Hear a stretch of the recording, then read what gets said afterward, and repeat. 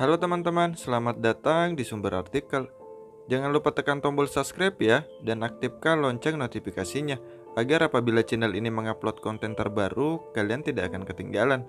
Selamat mendengarkan setelah menikah di episode ke-6, Bad Boy versus Perawan Soleha. Aku mengucapkan terima kasih, kemudian mulai menyantap roti gosong ini, dan meminum setengah susu buatan Bidar dalam sekali teguk. Aku mengambil blue band yang ada di kantung kresek Bigdar dan mengoleskan blue band tersebut ke sisi roti bakar ini. Menganggap blue band itu sebagai selai kacang ataupun selai coklat, walaupun rasanya benar-benar hambar saat ku gigit. Bigdar mungkin sangat kasihan denganku. Meskipun saat ini aku tidak menatap wajahnya, tetapi aku bisa menebak hal itu dalam hati. Coba kalau Bibi disuruh masakin buat Neng Nisa, pasti Bibi mau. Sayangnya Bibi cuma disuruh ibu buat bersihin rumah aja. Kasihan Neng Nisa. Nggak apa-apa kok Bi, jawabku memotong perkataan Bidar. Bidar kemudian diam, tak berani berkata apapun lagi. Karena Bidar tahu aku paling benci dengan pembahasan apapun tentang Mama. Mama tadi berangkat jam berapa Bi? Tanyaku di sela-sela makanku. Tadi ibu berangkat jam 6 pagi Neng, waktu Neng Nisa masih tidur. Aku hanya tertawa mendengarnya membuat Bidar bingung. Kenapa Neng? Tanya Bidar kepadaku. Gak apa-apa, kayaknya besok kiamat aja. Ngejar duit sampai segitunya. Bidar hanya diam saja, menangkap sindiran halus pada ucapanku. Aku berdiri dan mengucapkan terima kasih atas sarapan roti yang Bidar siapkan untukku. Bi, habis ini Nisa minta tolong beliin buah-buahan ya. Soalnya temen Nisa mau datang ke sini. Kasihan nanti kalau dia datang ke sini tapi nggak ada makanan sama sekali. Aku memberikan uang 100 ribuan tadi ke Bigdar.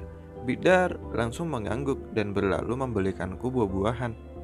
Tidak berlangsung lama, seorang mengetuk pintu rumahku. Dengan malas, aku berjalan membukanya. Apalagi saat aku melihat si pengetuk pintu tersebut, rasa malasku seolah berlipat ganda. Meli sedang tersenyum lebar. Ia mengenakan baju ala emak-emak muslim yang kebesaran dan tidak bermode sama sekali. Kerudungnya pun juga kebesaran dan warnanya berbeda dengan warna bajunya. Aku memijit pelipisku. Dia ini benar-benar tidak fashionable sama sekali. Alhamdulillah aku gak nyasar. Tadi aku meminta tolong sama satpam kompleks buat nunjukin rumah kamu sah. Aku mengabaikan perkataan Meli dan menyuruhnya untuk masuk. Aku dan Meli duduk di ruang tamu. Meli mulai membuka tasnya dan mengeluarkan buku serta laptopnya. Jadi nanti kita bahas soal materi ini ya. Aku sudah riset dengan nyari tahu beberapa artikel. Gampang kok, nanti bagian aku yang ini, kamu bagian yang soal pemasaran. Kamu udah nyiapin materinya yang kemarin aku kirim lewat email kan? Aku hanya diam saja. Dia ini bicara apa sih? Melihat ekspresiku, Meli hanya menggelengkan kepala. Dan dia seolah bisa menebak aku tidak peduli dengan presentasi itu. Udah sini, aku aja yang ngetik. Aku paling malas riset. Meli hanya menghela napasnya mengalah, membiarkan laptopnya aku serobot. Jari-jari lentikku yang kucat dengan warna merah mulai sibuk mengetik apa yang ada di buku catatan Meli. Setengah jam aku mengetik apa yang Meli ucapkan. Kadang aku marah-marah jika Meli mendikti terlalu cepat atau terlalu pelan. Tapi kalau boleh jujur, Meli memang tahan banting dalam hal kesabaran ketika menghadapiku. Akhirnya Bidar pulang membawa beberapa buah-buahan yang tadi aku pesan. Ada temennya Neng Nisa. Wah, tumben banget. Soalnya dari SMP Neng Nisa jarang bawa temannya ke rumah. Perkataan Bidar menghentikan gerakan mengetikku. Sudut mataku melirik ke arah Meli. Meli sedang menatapku dalam diam. Aku akhirnya kembali melanjutkan kegiatan mengetikku dan menyuruh Bidar menaruh beberapa buah di meja, serta sisanya kusuruh untuk dimasukkan ke dalam kulkas. Neng, Bibi pulang dulu ya. Mau jemput cucu Bibi yang TK. Besok kalau Neng Nisa minta dibeliin buah lagi, tulis aja mau dibeliin apa aja di kertas terus tempelin di kulkas, oke? Nanti Bibi beliin sekalian waktu di pasar. Uang kembalinya Bibi taruh di atas kulkas ya Neng. Aku mengangguk dan mengucapkan terima kasih. Meli masih terdiam. Aku bukan dukun yang bisa menebak apa yang saat ini sedang dia pikirkan. Makan Meli, Sorry ya, seadanya. Jam dinding menunjukkan pukul 11 pagi. Hari sudah menjelang siang. Tadi sebelumnya aku sempat bertanya kepada Meli, tugas ini diselesaikan sampai jam berapa? Tapi Meli hanya menjawab sekalian diselesaikan hari ini aja. Mata Meli mengamati ke seliling ruangan. Kami saat ini sedang istirahat sebentar. Sah, mama kamu kemana kalau boleh tahu? Tanya Meli. Gak tahu, mati kali. Jawabku asal sambil masih mengunyah apelku. Mendengar jawaban Meli hanya beristighfar pelan dan tidak berani bertanya hal-hal lain lagi. Aku membuka akun Instagramku, melihat-lihat feedku dan menyukai beberapa postingan yang muncul di sana. Namun saat ibu jariku meng-scroll ke bawah, terlihatlah sebuah foto yang membuat napasku berhenti untuk beberapa saat.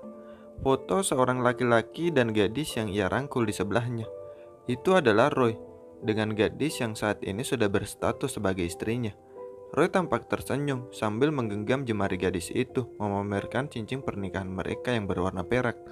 Rasanya jantungku seperti diremas seketika. Aku cemburu, marah, emosi, semuanya bercampur aduk menjadi satu. Tapi aku sadar diri kalau aku ini tidak memiliki hak cemburu terhadapnya sama sekali karena aku bukan siapa-siapanya lagi saat ini. Ketika ku amati, gadis itu tampak biasa-biasa saja. Tidak cantik-cantik amat, stylenya juga amat kuno dan seperti orang desa. 11-12 dengan Meli. Bahkan aku lebih cantik dan menggoda daripada gadis kampungan itu. Ia mengenakan hijab dan tidak memakai make up sama sekali, kecuali lipstick pink di bibirnya. Aku tahu gadis itu bukan selera Roy sama sekali, karena Roy setauku menyukai wanita seksi dan berbaju mini sepertiku. Tetapi kenapa di foto itu Roy tampak tersenyum bahagia sekali? Padahal waktu itu dia memohon kepadaku agar kami berhubungan gelap di belakang wanita itu. Dasar bajingan. Lucu sekali. Bahkan bad boy pun akhirnya tetap menginginkan menikah dengan perawan polos solehah. Aku membuka akun Instagramnya. Sejak dia menikah, aku memang tidak pernah lagi mencari tahu tentang kehidupan Roy. Aku tahu ini salah dan malahan akan menambah rasa sakit di hatiku saja. Tapi rasa penasaranku sangat kuat. Banyak foto yang ia unggah, foto saat prewedding, foto saat resepsi, dan saat pernikahannya pun dia unggah di sana. Dan yang lebih membuat dadaku sesak adalah foto kami berdua yang dulu sewaktu kami pacaran sepertinya sudah ia hapus. Roy banyak mengunggah fotonya dengan istrinya. Roy tertawa sangat lebar seolah menikmati pernikahan mereka berdua. Tidak ada gurat terpaksa sama sekali di wajahnya. Aku menangis membaca tulisan itu. Padahal terakhir kali dia mengatakan bahwa dia hanya mencintai seseorang. Meli yang melihatku menangis dan mengetahui apa penyebabku menangis hanya mengusap pelan pundakku. Gak apa-apa Sah, pasti Allah bakalan ganti dengan yang lebih baik lagi. Aduh sialan, aku ini sedang sedih. Aku membutuhkan kalimat motivasi, bukan kalimat dakwah darinya. Aku memblokir akun Roy. Kemudian aku menutup akun Instagramku. Kini aku berganti membuka akun WhatsAppku.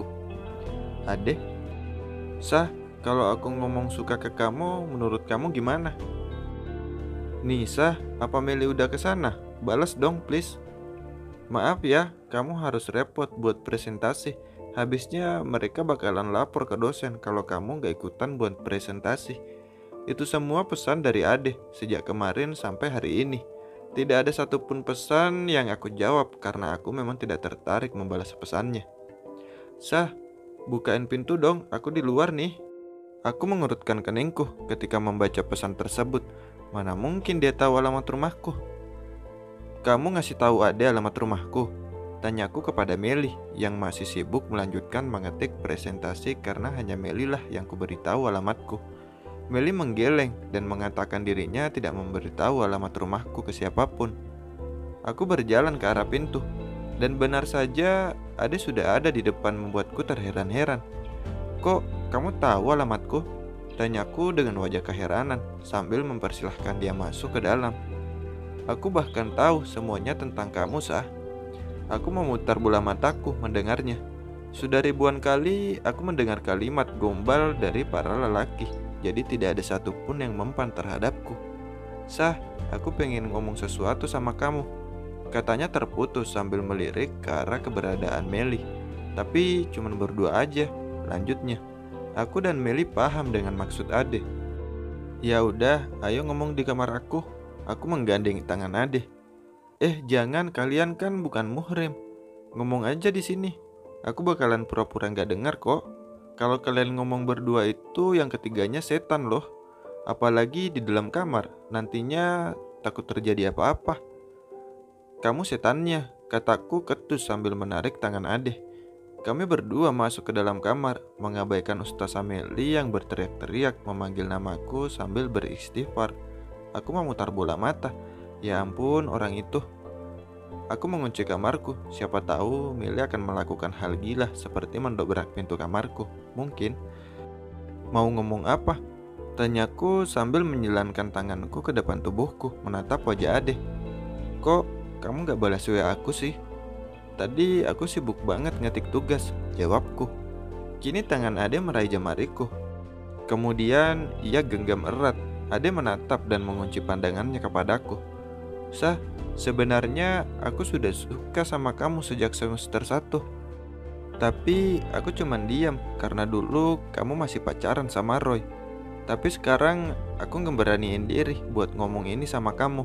Sejak Ade menghentikan perkataannya, kemudian menghirup udara dalam-dalam dan mengatakan, kamu mau gak jadi pacarku? Aku masih terdiam. Berpikir sejenak, aku harus memberikan jawaban apa untuknya. Aku tidak memiliki rasa apapun dengan Ade. Terlebih, dia tidak sekaya Roy. Setauku, orang tua Ade hanyalah pegawai honorer. Aku tidak pernah mempermasalahkan wajah dalam percintaan. Asal lelaki tersebut kaya raya dan memberiku apapun, ya tidak masalah. Please aku janji bakalan bahagiain kamu. Aku gak mau punya cowok yang biasa aja deh. Kamu tahu sendiri kan gaya hidupku kayak apa. Aku maunya sama cowok yang kaya. Harga bedak itu 10 kali lebih mahal daripada harga sembako. Harga perawatanku mahal dan jutaan. Dulu cowokku yang bayarin semua waktu aku perawatan di salon. Aku menarik napas sejenak.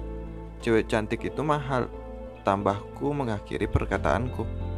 Ade terdiam mendengar perkataanku yang terkesan kasar dan belak-belakan tersebut. Terserah dia berpikir ini aku cewek matre atau apa. Memang makan cinta bisa kenyang. Tapi kupikir Ade akan menyerah. Ternyata dugaanku meleset jauh. Gak apa-apa Kusa. Aku bakalan usahain apapun demi kamu. Wah, gila sekali. Dia benar-benar tangguh. Lelaki memang akan tumpul otaknya ketika mereka sedang tergila-gila kepada wanita. Aku menimbang-nimbang sejenak. Lagi pula tidak ada salahnya menerima Ade. Enak aja Roy bahagia dengan pernikahannya, sedangkan aku masih belum bisa move on darinya. Iya, aku mau, kataku asal. Senyum Ade mengembang ketika mendengar jawabanku. Kemudian Ade memelukku dengan erat. Seperti rutinitasku di pagi hari, aku berjalan ke ruang makan untuk mengambil uang 100.000 yang biasanya ditindih gelas kosong yang ditinggalkan mama sebelum mama berangkat kerja. Namun dahiku mengernyitkan ketika aku membuka tudung saji tersebut. Melihat terdapat banyak makanan di atas meja makan. Nasi di bakul, lauk, ikan dan ayam goreng, sayuran serta buah-buahan. Semuanya lengkap. Jari telunjukku menyentuh wadah sayur dan terasa panas. Berarti masakan ini baru matang. Luar biasa. Ini pemandangan yang tidak biasa yang terjadi. Sungguh, setelah bertahun-tahun aku hidup, aku sama sekali tidak pernah menemukan makanan selengkap ini di meja makanku. Karena sejak aku SMP, mama hanya memberiku uang jajang yang ia tinggalkan di bawah gelas kosong sebagai ganti uang makanku. Aku menggaruk kepalaku yang tidak gatal, membalik piring dan mengambil nasi serta lauk pauk dengan pikiran yang masih bertanya-tanya. Ketika aku sedang asik menyantap makananku, Bidar datang dari arah dapur sambil tersenyum sumringah ke arahku. Gimana Neng? Enak kan? Masakan Bibi? Aku mengangguk, kemudian tersenyum menyengir sambil masih mengunyah makananku. Tumben Bibi masak, biasanya gak pernah masak, kataku sambil memasukkan suapan berikutnya ke dalam mulutku. Masakan Bidar memang lezat. Bahkan aku seperti pengemis yang mengaku sudah tidak bisa makan 3 hari ketika menikmati makanan ini. Iya Neng, disuruh ibu. Mendengar hal tersebut, gerakan mengunyahku memelan. Benarkah mama yang menyuruh bidar? Ada angin apa sampai mama peduli denganku? Apa hari ini ulang tahunku? Aku rasa tidak. Ah, bodo amatlah. Daripada memikirkan hal-hal tak berguna, lebih baik aku menikmati makanan ini saja. Sejak SMP, aku memang sudah tidak pernah lagi merasakan bagaimana rasa asam manis masakan buatan mama. Mama hanya sibuk bekerja, bekerja dan bekerja. Mama berangkat pukul 6 atau setengah 7 pagi sebelum aku bangun dari tidur. Kemudian mama pulang pukul setengah 10 malam karena ambil lembur. Mama hanya sibuk memikirkan materi dan materi saja. Di otak mama mungkin hanya berisi tentang uang dan uang. Ya maybe. Dan terima kasih banyak, episode kali ini bersambung ya.